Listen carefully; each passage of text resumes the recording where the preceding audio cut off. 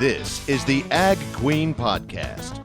This podcast explores the agriculture industry with the movers and shakers of those shaping it. Here's your host, Lori Boyer. I am joined today by Susan Shultz. She is the president of the American Sheep Industry Association. We chatted not too long ago at the National Association of Farm Broadcasting meeting, but it wasn't very long. And she was such a great interview, so full of passion, energy, and knowledge. I wanted more time with her. So thanks for agreeing to some time and joining me here today to talk more, Susan. My pleasure, Lori. Thanks for having me.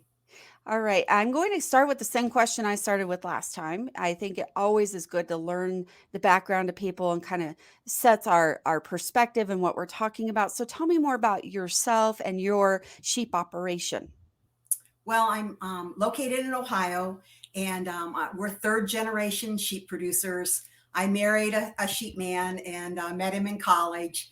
And actually, my family had a commercial sheep operation, but we were in the purebred business for 25 years, raising registered Rambouillets. And now we're raising Suffolks for more of the range operations, Utah, Colorado, and using a lot of data in our selection. So we weigh our lambs 2 or 3 different times. We take ultrasounds, ultrascans. We collect a tremendous amount of data. They turn it into estimated breeding values, and we think that's a really good selection tool for us. Okay. Well, thank you for that. And is there a lot of sheep in Ohio? I mean, what kind of industry is there for sheep and for processing too?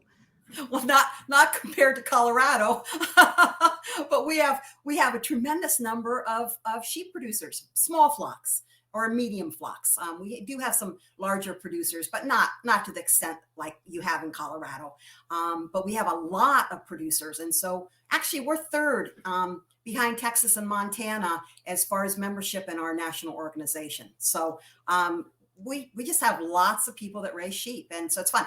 Our market, our hot market is the what we call the non-traditional ethnic market, and that takes a smaller carcass than the traditional market. Is pretty much the difference. Is the ethnic market, do you think that is the number one market across the board for sheep consumption, for sheep use, I should say, not consumption, but use? That's a great question, Lori, and I don't think we have the data on that. Do you know, before COVID, the cruise ships and the white tablecloth restaurants really were wonderful consumers of lamb. Of course, that all shut down with COVID, but surprisingly, people started cooking at home, and they probably looked at the meat market and said, I've had chicken, I've had pork, I've had beef. Why don't I try lamb? And so consumption of lamb in the United States is up. We're thrilled. We are absolutely thrilled because we thought it was going to just be a train wreck. And and again, you know, we use the term non-traditional, traditional. It's so much more than non-traditional, because we have families that have heritage that have eaten lamb their whole, for 4 or 5 generations. But they're looking at a bit of a smaller product than our traditional. I didn't grow up eating a lot of lamb, to be honest with you. It was mainly beef and some chicken. But I'll tell you, I live in eastern Colorado, and well, we do have a lamb processor right here. Maybe that's why. But the Chamber of Commerce in Brush, Colorado serve lamb at their annual meeting. Our county fair has a lamb option.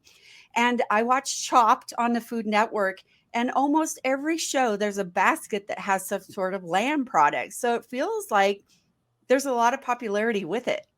It's unbelievable, Lori, and you're right there at Brush, and we know the Rule family very well, and but I'm telling you, people have really learned to appreciate it. The millennials, these young professionals that love to experiment with new recipes, the American Lamb Board, which is our sister organization, has done a phenomenal job of reaching out with recipes and giving people ideas how to use lamb. And I think it's going to stick. I think people like lamb once they've tried it, and I think our consumption is going to continue to go up. All right, good news there. We're going to come back to that a little bit.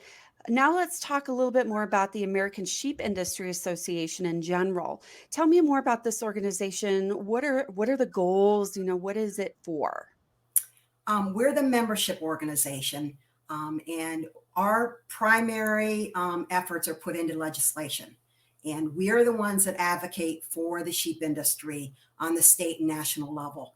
And there is a host of things that we work on, from predators, from public lands. Right now, we have some trade issues that are right in the forefront. United Kingdom may be able to export lamb to us. We would import their lamb, and it's not reciprocal. And so that's what we've been working the last 2 days on diligently, working on trying to see if we can help with that issue. In Colorado, you had a huge issue with wolves, and we tried to help with that. It never ends, but I'll tell you, the sheep people are some of the most resilient people I've ever been around, and they're going to figure out a way to raise sheep, and we're just trying to help them. Well, sheep in general are pretty resilient animals, aren't they? Yes. So there you go.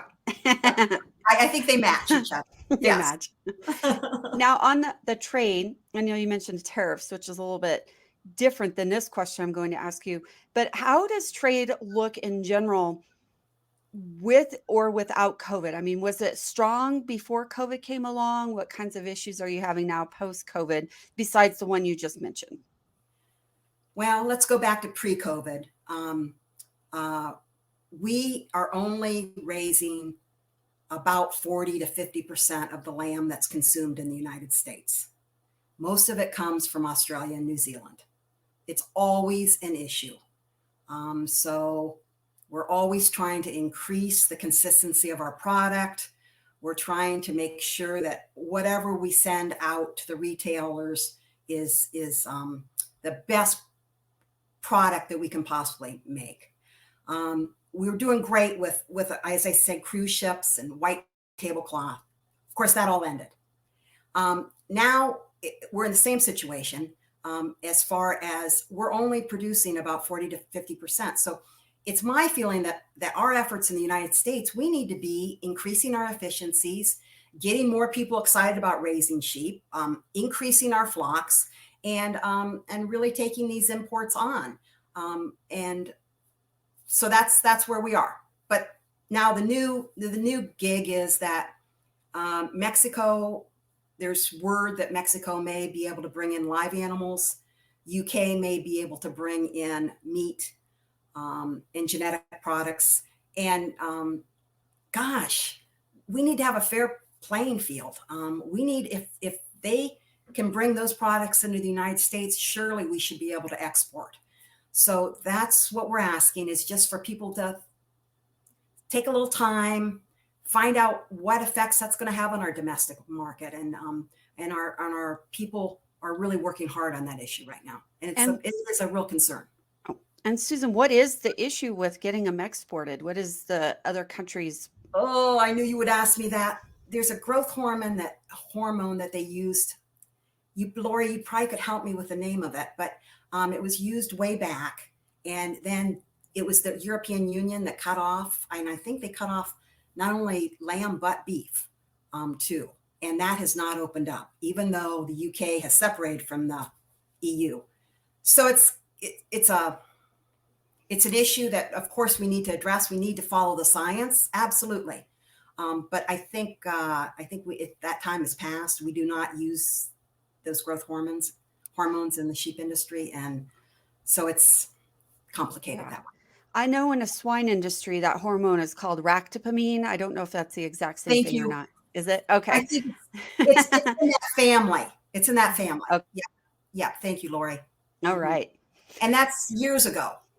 So it's been going. The European Union shut us down years ago. So Yep, that's it. All right. Well, other livestock industries are working in that same realm too. So maybe something will move. You've heard it. Maybe something will move. Yeah. You mentioned getting more people interested in raising sheep.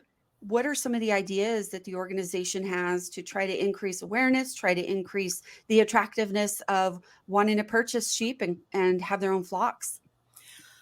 I think the opportunities are out there. We have extensive production systems, intensive production systems. Of course, for young people, it's always capital, Lori, getting into any phase of agriculture. And there's a loan fund that works with us very closely to help people if they want some capital to get in. Our educational efforts have just through the years. We have what we call the Sheepman's Production Handbook, that is like the gospel of raising sheep. And I would recommend that to any person that is interested in adding that to their agriculture enterprise. That's the first thing I do is buy the flash drive of that book, $15 or something. I mean, you could buy the great big heavy book, but buy the flash drive. and I mean, raising sheep is got its challenges. There's no doubt, but so does any kind of raising of livestock. Absolutely. I know you and I talked about this a little bit too. And again, not the only industry experiencing these types of issues, but where are we at on labor and making sure that there's a adequate workforce to help produce sheep and process sheep for that matter? Oh, Lori, spot on. I don't know what agriculture is going to do if we don't get these labor issues figured out. We need workers. And there's got to be common sense immigration laws that can be enacted. I don't think it's that tough.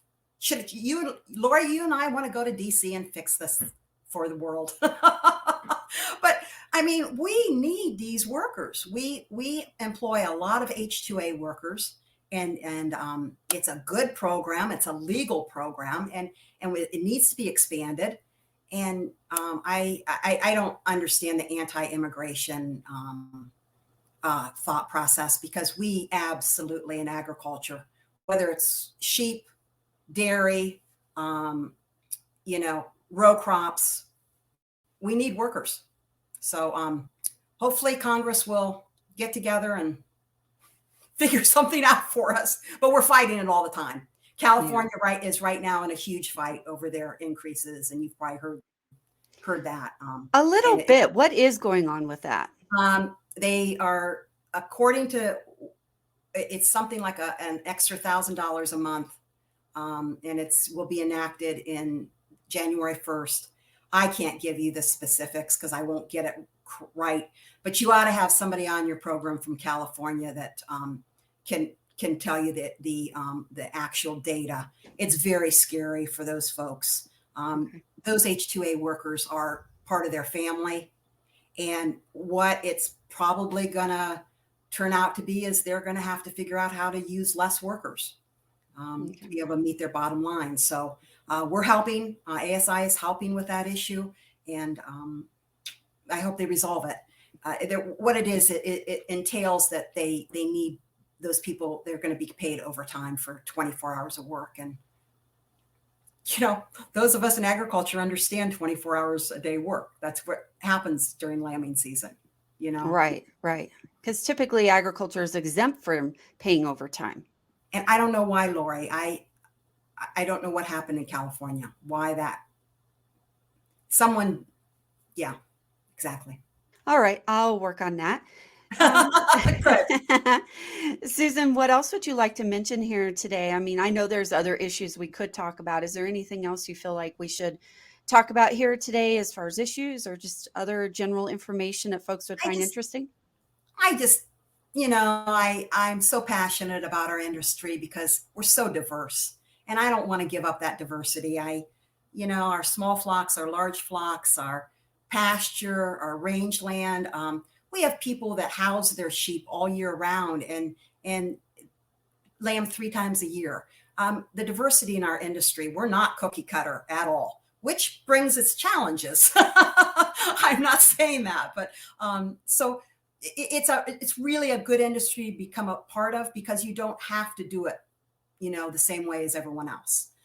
We have lots of opportunities, and we have tremendous markets. We have niche markets, people direct market lamb. We have our traditional markets, our non-traditional markets. So there's tremendous opportunities. It's a good industry, and the people are the best. Yeah, you and I talked mainly about the meat side of it, but there's a lot more products that come from sheep, right?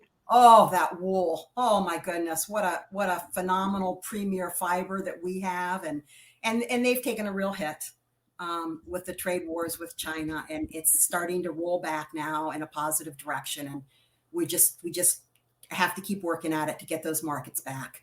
But people, again, as I told you earlier, people have embraced lamb. They have also embraced wool, especially that layer close to your skin. Some of that athletic clothing that's out there is it's a beautiful fabric, and it's great. It's good. Because it's fire retardant, if I remember right. Absolutely. Talking with And Peter Orwick, a lot of military uses for it. yes, and Yeah. uniforms. Yep. Yeah. And military was one of our biggest consumers of American wool, and we're very, very proud of that. Yeah. All right, Susan. Well, it's a pleasure to talk to you. We'll do it again. I know there's other things we could have talked about, but we'll save that for another day. I just thank you for your time and for your passion and all the hard work you're doing on behalf of not only the sheep industry, but of agriculture in general. Thank you, Lori. It's a pleasure to see you again. Have a great You, Christmas. you too, once again. Susan Okay. Shultz, she is the president of the American Sheep Industry Association. Thanks for tuning in to this edition of the Ag Queen Podcast with your host, Lori Boyer.